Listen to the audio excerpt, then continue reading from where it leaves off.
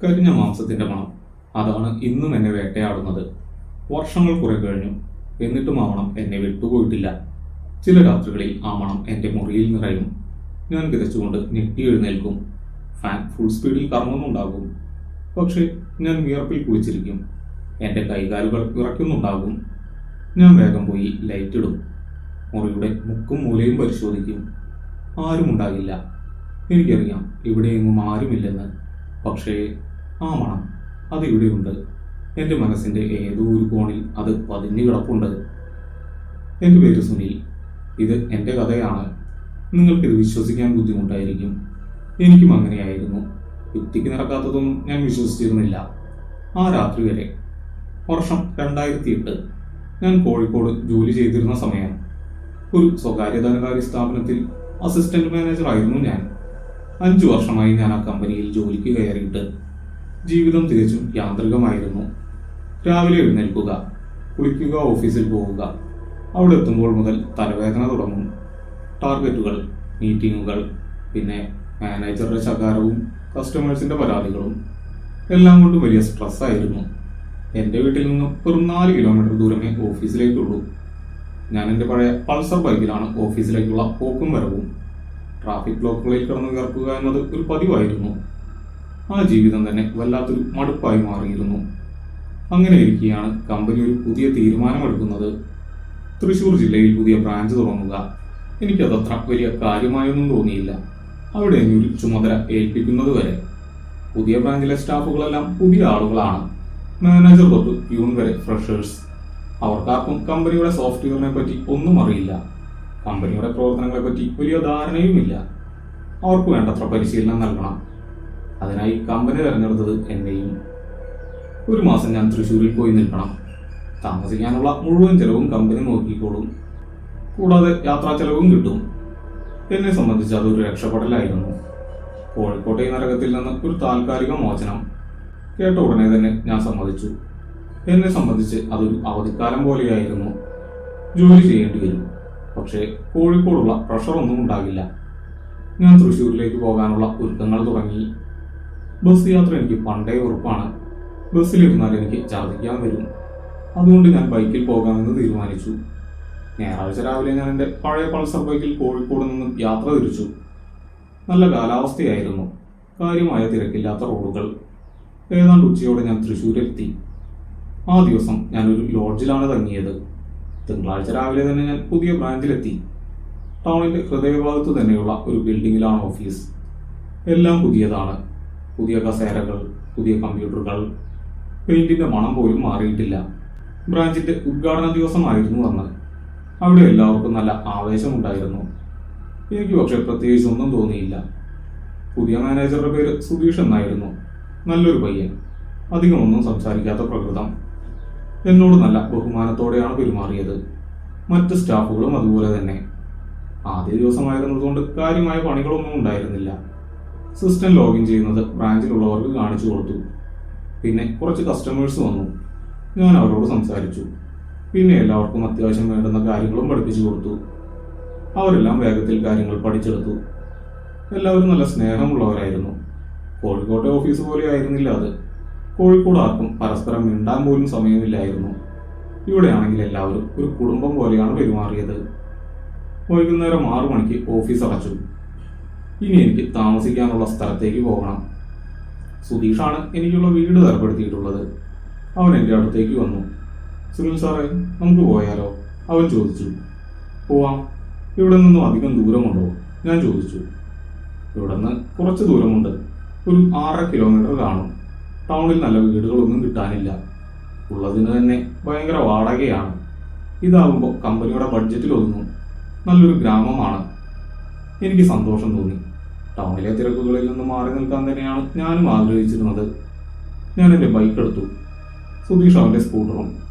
അവൻ മുന്നിൽ പോയി. ഞാൻ അവൻ്റെ പിന്നാലെ പിടിച്ചു. ടൗണിലെ തിരക്കുകൾ പതിയെ കുറഞ്ഞു വന്നു. കോൺക്രീറ്റ് കെട്ടിടങ്ങൾ മാറി തുടങ്ങി. ഇരുവശത്തും മരങ്ങൾ നിറഞ്ഞു. കുറേ ദൂരം പോയ ശേഷം അവൻ മെയിൻ റോഡിൽ നിന്നും ഒരു ചെറിയ ടാർ റോഡിലേക്ക് തിരിഞ്ഞു. അതൊരു ചെറിയ ഗ്രാമമായിരുന്നു. റോഡിന് ഇരുവശത്തും വിശാലമായ പറമ്പുകൾ. അവിടെയായി ചില ഒറ്റപ്പെട്ട വീടുകൾ. ഏകദേശം 1 കിലോമീറ്ററോളം ആ ചെറിയ റോഡിലൂടെ ഞങ്ങൾ സഞ്ചരിച്ചു. വഴിവിളക്കുകൾ വളരെ കുറവാണ്. ഒടുവിൽ അവനൊരു വലിയ ഇരുമ്പ് ഗേറ്റിന് മുന്നിൽ വണ്ടി നിർത്തി.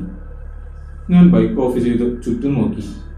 വലിയൊരു പറമ്പ്, തെങ്ങും കവുങ്ങും ജാതിമരങ്ങളും നിറഞ്ഞു നിൽക്കുന്നു. ആ പറമ്പിന്റെ ഒത്ത നടുവിലായി പഴയ ശൈലിയിലുള്ള ഒരു വീട്. ഓടുമേഞ്ഞ മയിൽക്കൂര, വിശാലമായ വരാന്ത, വരാന്തയിൽ ചാരുപടി. വീട് കണ്ടപ്പോൾ തന്നെ എനിക്കിഷ്ടമായി. ഞാൻ മനസ്സിൽ ആഗ്രഹിച്ച പോലൊരു സ്ഥലം. സുധീഷ് ഗേറ്റ് തുറന്നു. ഞങ്ങൾ വണ്ടികൾ മുറ്റത്തേക്ക് കയറ്റി വെച്ചു. നല്ല തണുപ്പുള്ള കാറ്റ് വീശുന്നുണ്ടായിരുന്നു. വല്ലാത്തൊരു ശാന്തമായ അന്തരീക്ഷം. നഗരത്തിലെ ഒച്ചയോ ബഹളമോ ഒന്നുമില്ല, പക്ഷികളുടെ ശബ്ദം മാത്രം. സുധീഷ് വീടിന്റെ താക്കോലെടുത്ത് മുൻവാതിൽ തുറന്നു. ഞങ്ങൾ അകത്ത് കയറി. വലിയൊരു ഹാൾ, പഴയ രീതിയിൽ റെഡ് ഓക്സൈഡ് മെഴുകിയ തറ, മുകളിൽ മരത്തിന്റെ ഉത്തരങ്ങൾ, ഒരു ചെറിയ ഡൈനിങ് ടേബിൾ, 2 കസേരകൾ, അതിനോട് ചേർന്ന് ഒരു കിടപ്പുമുറി.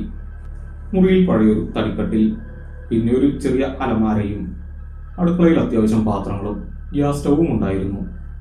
എല്ലാം നല്ല വൃത്തിയായി വെച്ചിട്ടുണ്ട്. സുധീഷ് തന്നെയാണ് അതെല്ലാം ഒരുക്കിയതെന്ന് അവൻ പറഞ്ഞു. ഇവിടെ വേറെ ബുദ്ധിമുട്ടുകളൊന്നുമില്ല.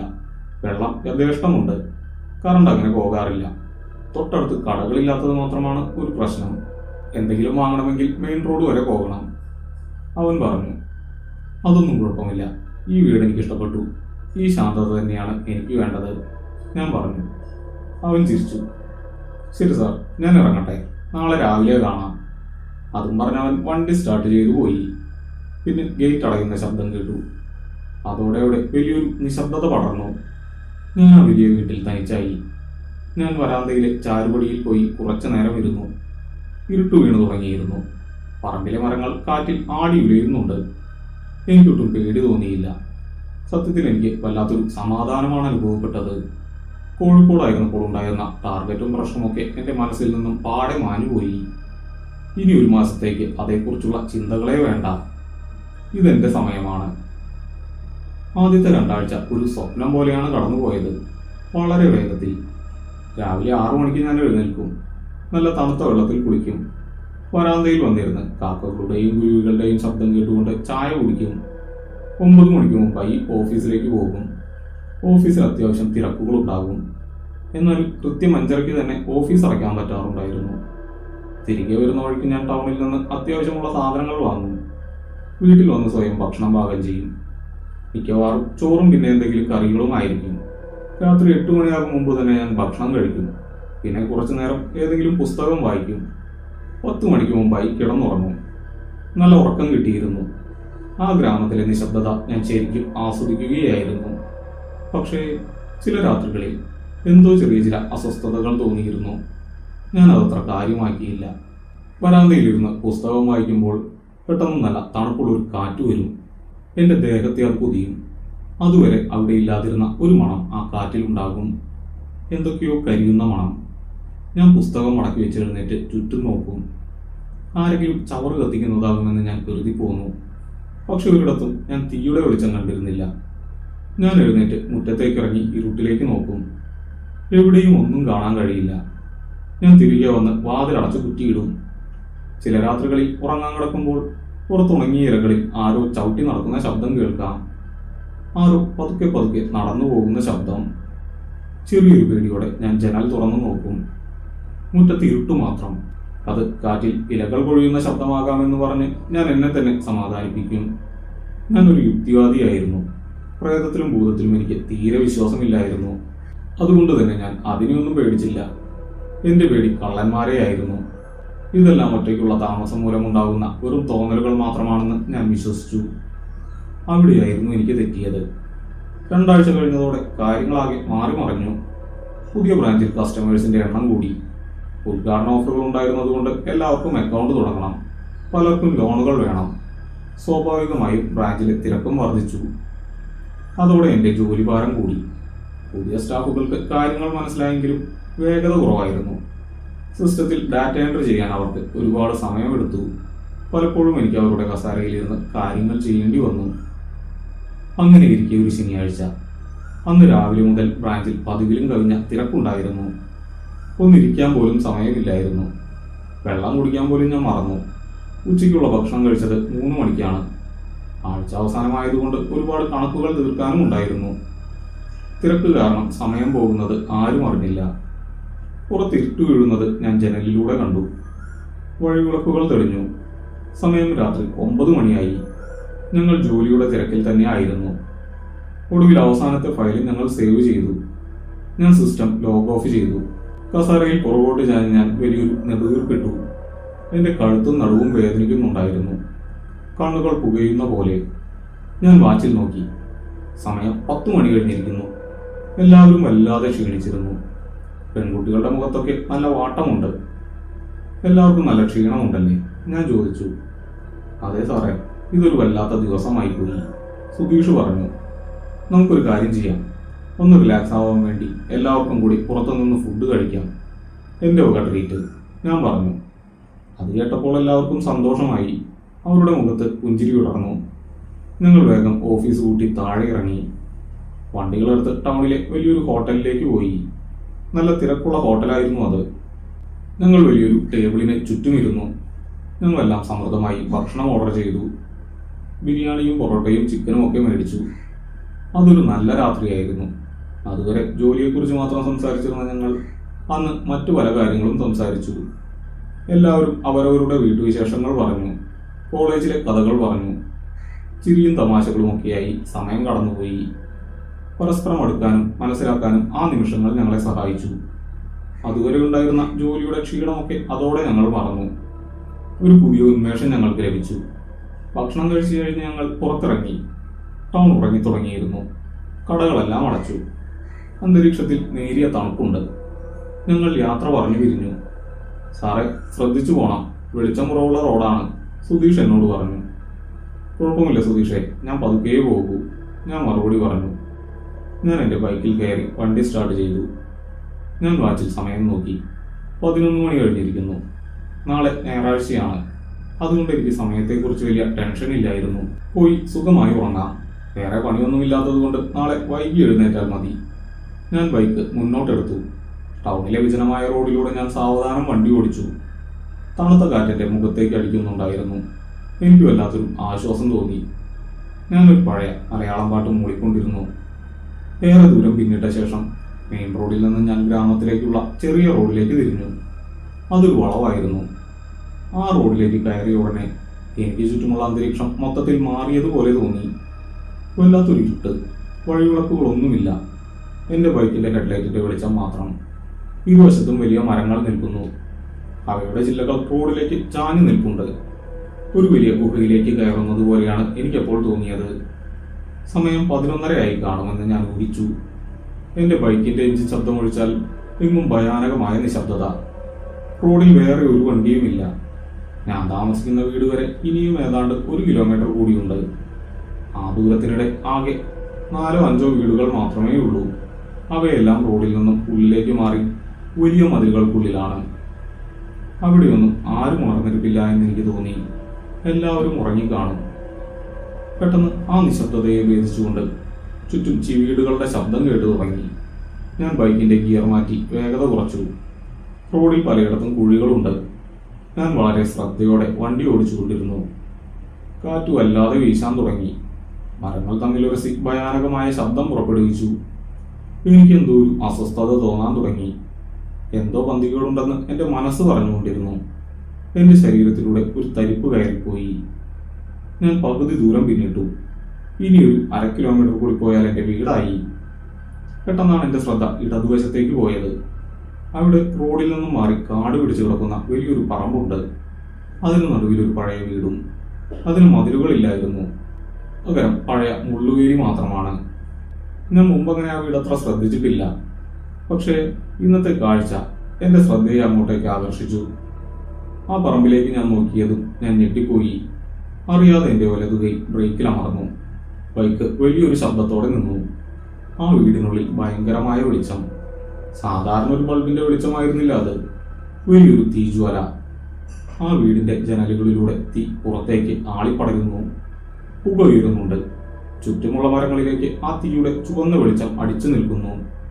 ഞാൻ ശ്വാസം അടക്കി പിടിച്ചു. ആ വീടിന് തീ പിടിച്ചിരിക്കുന്നു. എന്ത് ചെയ്യണമെന്നറിയാതെ ഞാൻ ഒരു നിമിഷം അവിടെ തന്നെ നിന്നു. പെട്ടെന്ന് ആ തീയുടെ ഇരമ്പൽ ശബ്ദത്തെ മറികടന്നുകൊണ്ട് ഒരു അലർച്ച കേട്ടു. ഒരു സ്ത്രീയുടെ ശബ്ദം. വളരെ ദയനീയമായ ഒരു അലർച്ച. കടുത്ത വേദനയും ഭയവും നിറഞ്ഞ ആ ശബ്ദം എൻ്റെ കാതുകളിൽ മുഴങ്ങി. എൻ്റെ ദേഹം മരവിച്ചുപോയി. എൻ്റെ കൈകാലുകൾ വിറയ്ക്കാൻ തുടങ്ങി. അവിടെ ആർക്കോ എന്തോ അപകടം പറ്റിയിട്ടുണ്ട്. തീയിൽ പെട്ടിരിക്കുകയാണെന്ന് തോന്നുന്നു. ഉടനെ എന്തെങ്കിലും ചെയ്യണമെന്ന് എൻ്റെ മനസ്സ് പറഞ്ഞു. ഭയത്തെ മറികടന്ന് ഞാൻ ബൈക്കിൻ്റെ ഗിയർ മാറ്റി. ആ പറമ്പിലേക്ക് ഒരു ചെറിയ മൺവഴി ഉണ്ടായിരുന്നു. സ്ലാബിട്ട ഒരു ചെറിയ പാലം കടന്നു വേണം വഴിയിലേക്ക് കടക്കാൻ. ഞാൻ വണ്ടി അതിലേക്ക് തിരിച്ചു. വഴി നിറയെ പുല്ലും കുഴികളുമായിരുന്നു. ബൈക്ക് ആടി ഉലഞ്ഞുകൊണ്ടിരുന്നു. ഞാൻ ആക്സിലേറ്റർ തിരിച്ചു. അതിവേഗത്തിൽ ഞാൻ ആ വീടിന്റെ മുറ്റത്തേക്ക് വണ്ടി ഓടിച്ചു കയറ്റി. ആ വീട് മുഴുവൻ കത്തുകയാണ്. അവിടമാകെ ചുട്ടുകൊള്ളുന്ന ചൂടനുഭവപ്പെടുന്നുണ്ടായിരുന്നു. എന്തൊക്കെയോ കരിയുന്ന മണം എൻ്റെ മൂക്കിലേക്ക് അടിച്ചു കയറി. ഞാൻ ബ്രേക്ക് ചവിട്ടി മുറ്റത്ത് വണ്ടി നിർത്തി. ഞാൻ സ്റ്റാൻഡിട്ട് വണ്ടിയിൽ നിന്നും ഇറങ്ങാൻ ഒരുങ്ങി. അപ്പോഴാണ് അത് സംഭവിച്ചത്. ഞാൻ വണ്ടി നിർത്തിയ അതേ നിമിഷം, കണ്ണടച്ച് തുറക്കുന്ന നിമിഷം പോലും എടുത്തോ എന്ന് സംശയമാണ്, ആ തീയുടെ വെളിച്ചം പെട്ടെന്ന് അണഞ്ഞു. അതെ, അത് പൂർണ്ണമായും അണഞ്ഞു. ഒരു നിമിഷം മുമ്പ് ആകാശത്തോളം ഉയർന്നു നിന്ന ആ തീജ്വലകൾ ഇപ്പോഴെവിടെയില്ല. പുകയോ തീയുടെ ചൂടോ ഇല്ല, വെളിച്ചവുമില്ല. ഈ നിമിഷം വരെ ആ വീട് മുഴുവൻ കത്തുന്നത് പോലെയാണ് തീ ഉണ്ടായിരുന്നത്. അതെങ്ങനെ നിമിഷ നേരം കൊണ്ടണയാൻ യാതൊരു സാധ്യതയുമില്ലായിരുന്നു. ഫയർ എഞ്ചിൻ വന്നാൽ പോലും ഇത്ര വേഗത്തിൽ തീ അണയില്ല. മുറ്റത്ത് കനത്ത നിശബ്ദത തളം കെട്ടി നിന്നു. ചീടുകളുടെ ശബ്ദം പോലും ഇല്ലാതായി. കാറ്റ് നിലച്ചു. എൻ്റെ ഹൃദയമിടിപ്പിന്റെ ശബ്ദം മാത്രം. ബൈക്കിന്റെ ഇഗ്നിഷൻ ഓഫായിരുന്നില്ല. ഞാൻ പാസ് ലൈറ്റ് ബട്ടൺ ഞെക്കിപ്പിടിച്ച് വിറയ്ക്കുന്ന കൈകളോടെ ഹാൻഡിൽ തിരിച്ചു. ബൈക്കിന്റെ ഹെഡ്ലൈറ്റ് വെളിച്ചം ആ വീടിന് നേരെ വീണു. ആ വെളിച്ചത്തിൽ ഞാൻ ആ വീട് ആകെ മൊത്തത്തിലൊന്ന് നോക്കി. എൻ്റെ കണ്ണുകളെ വിശ്വസിക്കാൻ എനിക്ക് കഴിഞ്ഞില്ല. അതൊരു പഴയ വീടായിരുന്നു. പകുതിയോളം ഭാഗം ഇടിഞ്ഞു വീണ് കിടക്കുന്നു. വാതിലുകളൊന്നുമില്ല. ജനൽ കട്ടിളകൾ മാത്രമേ ഉള്ളൂ. മേൽക്കൂരയിലെ ഓടുകൾ പലതും പൊട്ടിത്തകർന്നു വീണിരിക്കുന്നു. ഭിത്തികളിൽ പായൽ പിടിച്ചിട്ടുണ്ട്. വർഷങ്ങളായി ആരും തിരിഞ്ഞു നോക്കാത്ത ജീർണിച്ച ഒരു കെട്ടിടം. അവിടെ ആരും താമസിക്കുന്നില്ല എന്ന് ഒറ്റ നോട്ടത്തിൽ തന്നെ വ്യക്തമാണ്. എന്റെ തൊണ്ട വരണ്ടു. വിയർപ്പ് തുള്ളികൾ എന്റെ നെറ്റിയിലൂടെ ഒഴുകിയിറങ്ങി. അപ്പൊ ഞാൻ കണ്ട തീ എന്തായിരുന്നു? ഞാൻ കേട്ട ആ അലർച്ചയോ, ആ കരിഞ്ഞ മണമോ, അതൊക്കെ എന്റെ വെറും തോന്നലായിരുന്നു. അല്ല എന്ന് എനിക്ക് ഉറപ്പാണ്. ഞാൻ കണ്ടു. ഞാൻ ആ ശബ്ദം വ്യക്തമായി കേട്ടതാണ്. യുക്തിക്ക് നിരക്കാത്ത എന്തോ ആണ് എന്റെ മുന്നിൽ സംഭവിച്ചിരിക്കുന്നത്. അത് തിരിച്ചറിഞ്ഞപ്പോൾ എൻ്റെ ഉള്ളിൽ ഭയം ഒരു ഇരുണ്ട പുക പോലെ നിറഞ്ഞു. ഇനി ഒരു നിമിഷം പോലും ഇവിടെ നിൽക്കാൻ പാടില്ല. തിരികെ പോകണം. ജീവൻ വേണമെങ്കിൽ ഇവിടെ നിന്ന് രക്ഷപ്പെടണം. എൻ്റെ മനസ്സെന്നോട് ആക്രോശിച്ചു. ഞാൻ വണ്ടി പുറകോട്ടെടുക്കാൻ കാലുകൾ നിലത്തുകുത്തി. പെട്ടെന്ന് ആ നിശബ്ദതയെ കീറി മുറിച്ചുകൊണ്ട് വീണ്ടും ആ അലർച്ച ഉയർന്നു. ഇത്തവണ അത് ആ വീടിനുള്ളിൽ നിന്നായിരുന്നില്ല വന്നത്. അതെന്റെ തൊട്ടു പിന്നിൽ നിന്നായിരുന്നു. ആ ശബ്ദം എൻ്റെ കാതുകളിൽ തുളച്ചു കയറുന്ന പോലെ തോന്നി. വേദനയും ഭയവും ക്രോധവും നിറഞ്ഞ നിലവിളി. ആരോ എൻ്റെ തൊട്ടുപുറകിൽ നിന്നുകൊണ്ട് ശ്വാസം എടുക്കുന്ന പോലെ. കരിഞ്ഞ മാംസത്തിന്റെ ഗന്ധം കൂടുതൽ രൂക്ഷമായി.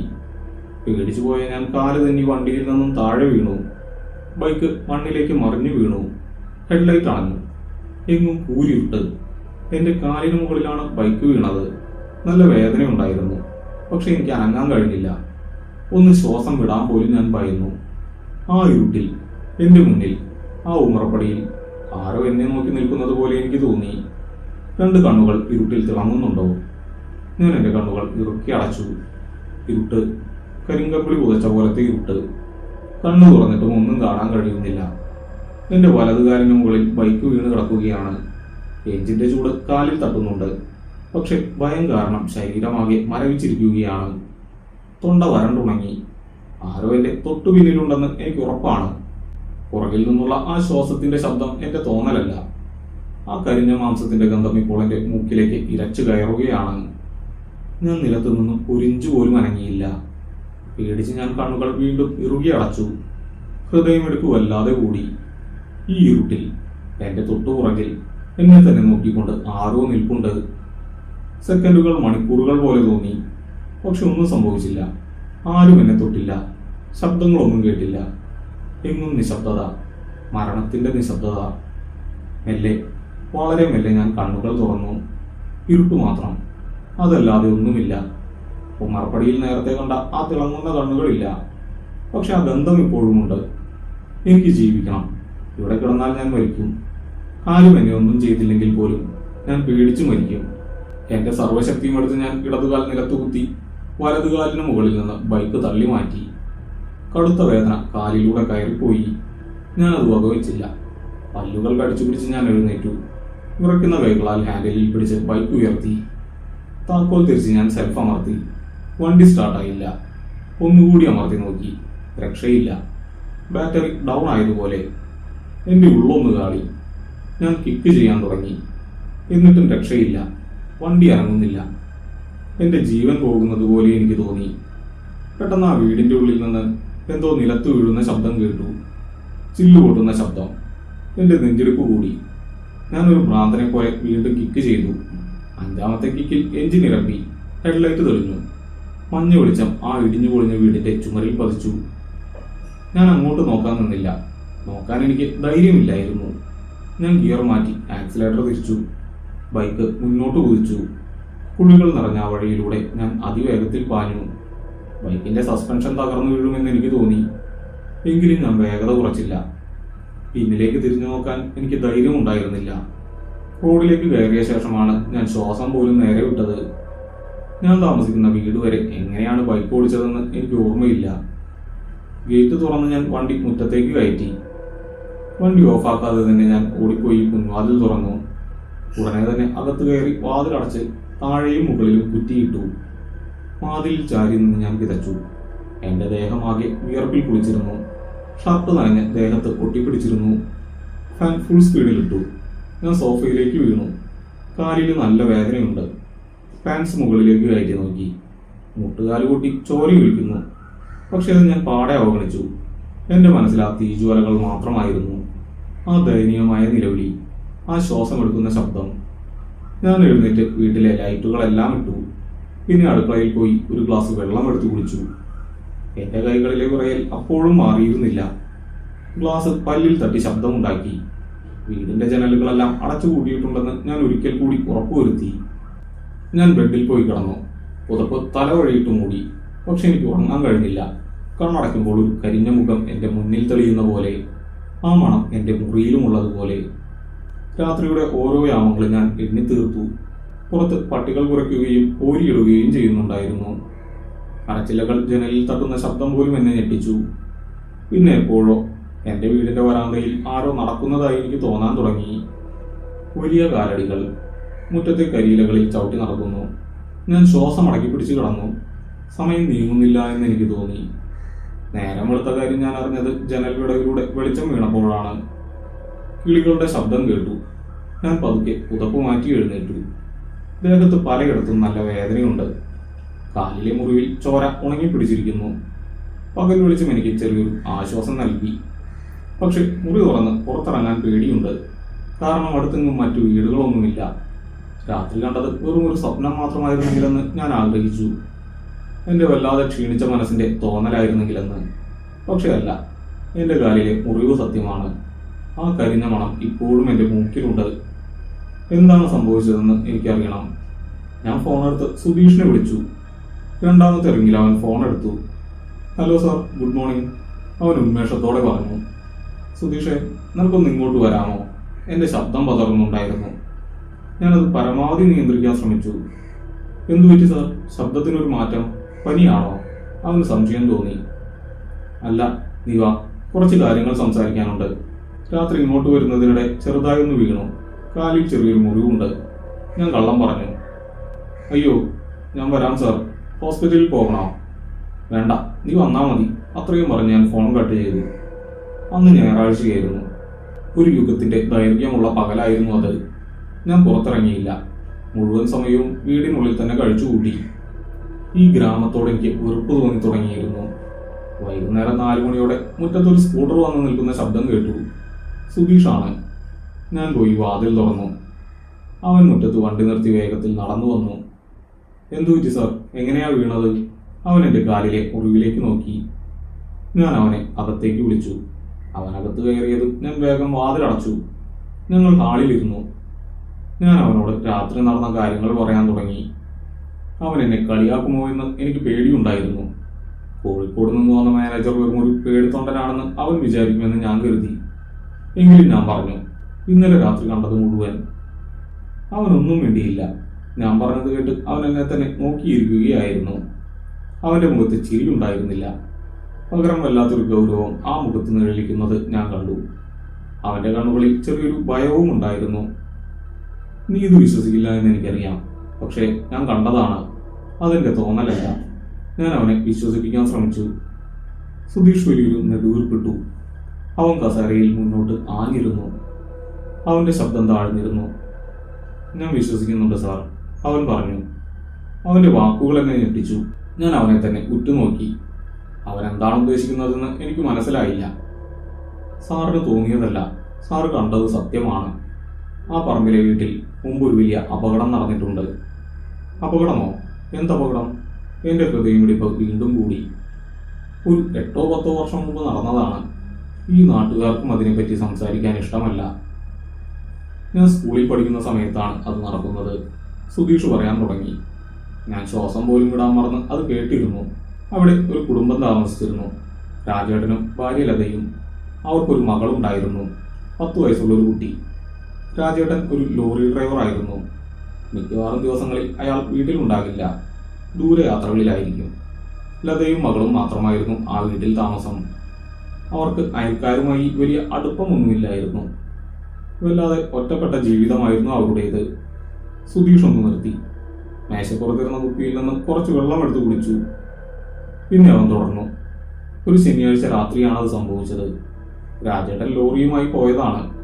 രാത്രി ഏതാണ്ട് 12 മണി കഴിഞ്ഞിട്ടുണ്ടാകും. ആ വീട്ടിൽ നിന്ന് വലിയൊരു നിലവിളി കേട്ടു. തൊട്ടടുത്ത വീട്ടുകാരൊക്കെ ഓടിച്ചെല്ലുമ്പോൾ ആ വീട് മുഴുവൻ കത്തുകയാണ്. ഉൾവശം മുഴുവൻ തീ പിടിച്ചിരുന്നു.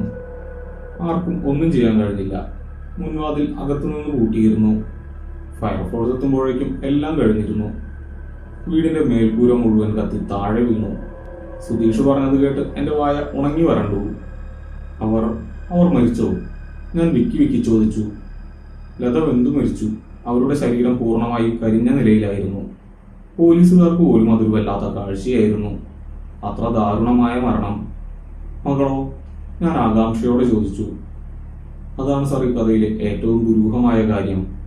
ആ കുട്ടിയെ അവിടെ എങ്ങും കണ്ടില്ല. കണ്ടില്ലെന്നോ? അതെങ്ങനെ? അതെ, വീടിനുള്ളിലോ പറമ്പിലോ ആ കുട്ടി ഉണ്ടായിരുന്നില്ല. തീപിടുത്തത്തിൽ പെട്ടിട്ടുമില്ലായിരുന്നു. രാജേട്ടൻ വന്നതിന് ശേഷം കുറെ അന്വേഷിച്ചു. പോലീസ് ദിവസങ്ങളോളം കേസ് അന്വേഷിച്ചു. ലത മണ്ണെണ്ണ ഒഴിച്ച് തീ കൊളുത്തി ആത്മഹത്യ ചെയ്തതാണെന്ന് പറഞ്ഞ് പോലീസ് കേസ് എഴുതി തള്ളി. പക്ഷേ ആ കുട്ടി എവിടെ പോയി എന്ന് ഇന്നും ആർക്കും അറിയില്ല. കുട്ടി വീട് വിട്ടുപോയതാണെന്ന് ചിലർ പറയുന്നു. ചിലർ പറയുന്നത് രാജേട്ടന് വേറെ ഒരു സ്ത്രീയുമായി ബന്ധമുണ്ടായിരുന്നു.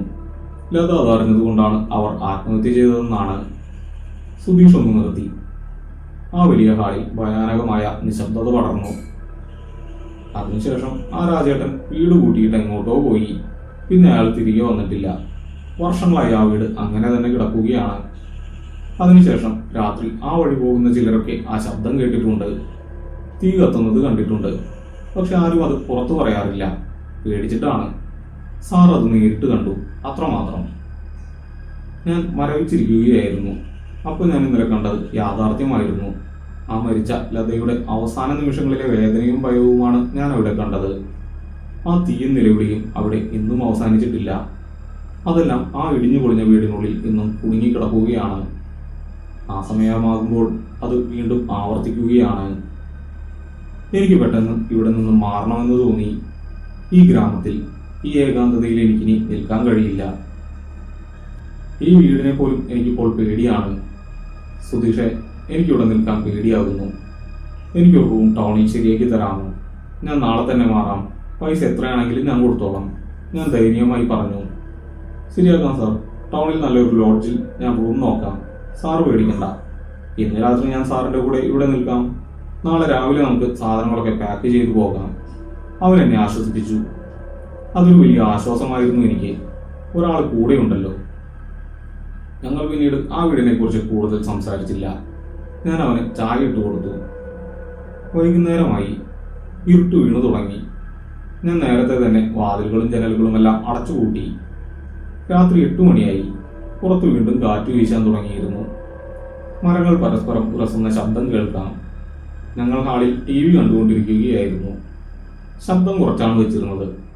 അപ്പോഴാണ് സുധീഷ് പെട്ടെന്ന് എന്നെ സൂക്ഷിച്ചു നോക്കിയത്. അവന്റെ കണ്ണുകൾ വികസിച്ചു. അവന്റെ കണ്ണുകളിൽ വീണ്ടും ആ ഭയം ഞാൻ കണ്ടു.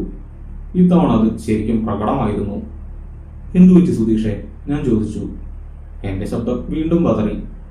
അവൻ സീറ്റിൽ നിന്നും എഴുന്നേറ്റു. വളരെ പതുക്കെ അവൻ എൻ്റെ അടുത്തേക്ക് വന്നു. അവൻ എൻ്റെ ഇടതു തോളിലേക്ക് വിരൽ ചൂണ്ടി. അവന്റെ വിരലുകൾ വിറയ്ക്കുന്നുണ്ടായിരുന്നു.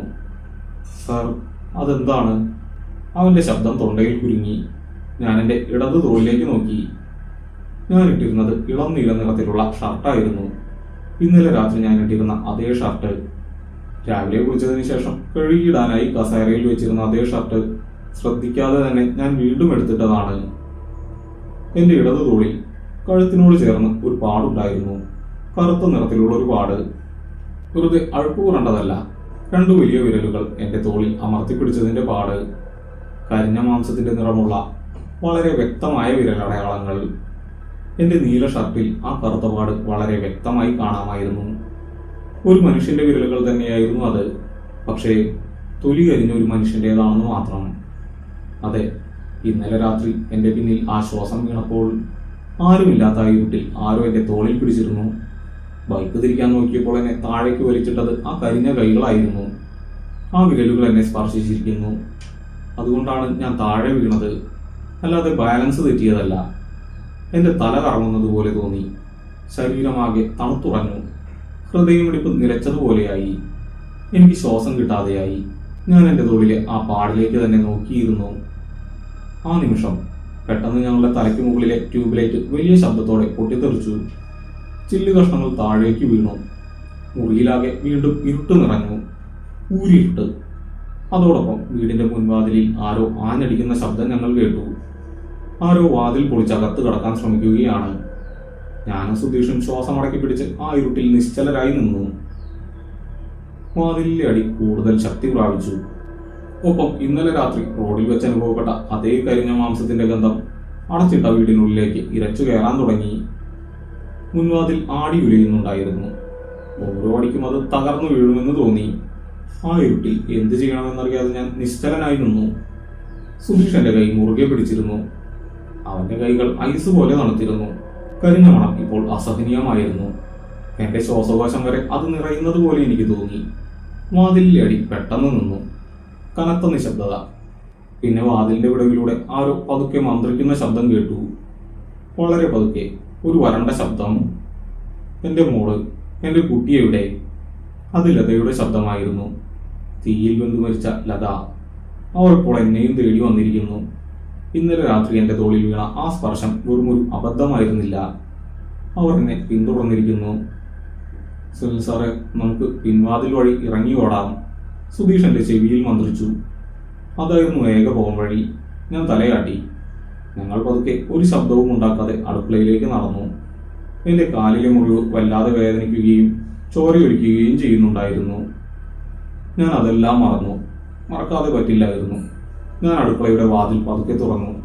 പുറത്ത് നല്ല ഇരുട്ടായിരുന്നു. പറമ്പിലെ മരങ്ങൾ കാറ്റിൽ ഭയാനകമായി ശബ്ദിക്കുന്നുണ്ടായിരുന്നു. ഞങ്ങൾ പുറത്തിറങ്ങി വാതിൽ പതുക്കെ ചാരി പറമ്പിലൂടെ ഗേറ്റിനടുത്തേക്ക് ഓടി. എന്റെ ബൈക്കും സുധീഷിന്റെ സ്കൂട്ടറും അവിടെയുണ്ട്. സുധീഷ് സ്കൂട്ടർ തള്ളിക്കൊണ്ട് ഗേറ്റിന് പുറത്തേക്ക് പോയി. ഞാനും ബൈക്ക് എങ്ങനെയോ അവിടം വരെ എത്തിച്ചു. വണ്ടി സ്റ്റാർട്ട് ചെയ്യാൻ ഞങ്ങൾ ഭയന്നു. ശബ്ദം കേട്ടാൽ ആ രൂപം ഞങ്ങളെ പിന്തുടരുമെന്ന് ഉറപ്പായിരുന്നു. കുറച്ചു ദൂരം വണ്ടി തള്ളിക്കൊണ്ടുപോയ ശേഷം ഞങ്ങൾ വണ്ടി സ്റ്റാർട്ട് ചെയ്തു. ഒരു ലോഡ്ജിലെത്തുന്നതുവരെ ഞങ്ങൾ പരസ്പരം ഒന്നും മിണ്ടിയില്ല. ലോഡ്ജിലെ മുറിയിലെത്തിയ ശേഷം സുധീഷ് എന്നെ കെട്ടിപ്പിടിച്ച് കരഞ്ഞു. എനിക്ക് നിയന്ത്രണം വിട്ടുപോയിരുന്നു. ഞങ്ങൾ ആ രാത്രി മുഴുവൻ ലൈറ്റ് ഇട്ടിരുന്നു. പിറ്റേന്ന് രാവിലെ സുധീഷും സുഹൃത്തുക്കളും കൂടി എന്റെ സാധനങ്ങളെല്ലാം ആ വീട്ടിൽ നിന്നും എടുത്തുകൊണ്ടുവന്നു. ആ വീടിന്റെ മുൻവാതിൽ പാതി തകർന്ന നിലയിലായിരുന്നുവെന്ന് അവൻ പറഞ്ഞു. ഞാൻ ഒരു ദിവസം കൂടി അവിടെ നിന്നിരുന്നെങ്കിൽ എന്റെ ജീവൻ അവിടെ അവസാനിക്കുമായിരുന്നു. പരിശീലനം പൂർത്തിയാകാതെ തന്നെ ഞാൻ കോഴിക്കോട്ടേക്ക് മടങ്ങി. കമ്പനി എന്നോട് വിശദീകരണം ചോദിച്ചു. എനിക്കൊന്നും പറയാൻ കഴിഞ്ഞില്ല. എന്റെ മാനസിക നില ശരിയല്ലെന്ന് കാണിച്ച് ഞാൻ ലീവ് എടുത്തു. ദിവസങ്ങളോളം ഞാൻ വീടിന് പുറത്തിറങ്ങിയില്ല. പിന്നീട് സുധീഷിൽ നിന്നാണ് ഞാൻ ബാക്കി വിവരങ്ങൾ അറിഞ്ഞത്. ലതയുടെ ആത്മാവ് ഇപ്പോഴും അവിടെ അലയുന്നുണ്ടത്രേ. രാജേട്ടൻ ആ വീടിനുള്ളിൽ വെച്ച് തന്റെ 10 വയസ്സുകാരി മകളെ ഉപദ്രവിക്കാൻ ശ്രമിച്ചിരുന്നുവെന്നും അത് തടയാൻ ശ്രമിച്ച ലതയെ അയാൾ തന്നെയാണ് മണ്ണെണ്ണ ഒഴിച്ച് കത്തിച്ചതെന്നും ഗ്രാമത്തിലുള്ള ചിലർ പിന്നീട് അടക്കം പറഞ്ഞു തുടങ്ങിയിരുന്നു. മകളെ അയാൾ അവിടെ നിന്നും കടത്തിക്കൊണ്ടുപോയെന്നും ലതയുടെ ആത്മാവ് തന്റെ മകളെ അന്വേഷിച്ചാണ് ഇപ്പോഴും ആ വഴി പോകുന്നവരെ ഭയപ്പെടുത്തുന്നതെന്നും അവർ വിശ്വസിച്ചു. എന്റെ നീല ഷർട്ട് ഞാൻ പിന്നീട് കത്തിച്ചു കളഞ്ഞു. കാലിലെ മുറിവ് ഉണങ്ങിയെങ്കിലും ഒരു വലിയ കറുത്ത പാടായി അതിന്നും അവശേഷിക്കുന്നു. കോഴിക്കോട്ടെ ഓഫീസ് ജോലി ഞാൻ ഉപേക്ഷിച്ച് മറ്റൊരു ജോലിയിലേക്ക് മാറി. വർഷങ്ങൾ കഴിഞ്ഞിട്ടും ആ ഭയം എന്നെ വിട്ടുപോയിട്ടില്ല. രാത്രിയിൽ ഒറ്റയ്ക്ക് യാത്ര ചെയ്യാൻ എനിക്ക് ഇന്നും പേടിയാണ്. ആരെങ്കിലും പിന്നിൽ നിന്ന് എന്റെ തോളിൽ തൊടുമ്പോൾ ഞാൻ ഞെട്ടി ഉറയ്ക്കും. ചില രാത്രികളിൽ ഉറക്കത്തിൽ എനിക്ക് ആ കരിഞ്ഞ മാംസത്തിന്റെ മണം അനുഭവപ്പെടും. ഒരു നിലവിളി കേട്ട് ഞാൻ ഞെട്ടി ഉണരും. എന്റെ മുറിയിലാകെ ഇരുട്ട് നിറഞ്ഞിട്ടുണ്ടാകും. ഞാൻ വാതിലിലേക്ക് നോക്കും. അടഞ്ഞ വാതിലിനപ്പുറം ആ കരിഞ്ഞ രൂപം എന്നെ നോക്കി നിൽക്കുന്നുണ്ടോ എന്ന ഭയം എന്നെ വന്നു മൂടും. എന്റെ ജീവിതത്തിലെ ഏറ്റവും ഭയാനകമായ അനുഭവവുമായി ആ സംഭവം ഇന്നും നിലനിൽക്കുന്നു. ചില കാര്യങ്ങൾ അങ്ങനെയാണ്. നമ്മൾ വിശ്വസിച്ചാലും ഇല്ലെങ്കിലും അവയ്ക്ക് നമ്മളെ വേട്ടയാടാൻ കഴിയും ജീവിതാവസാനം വരെ.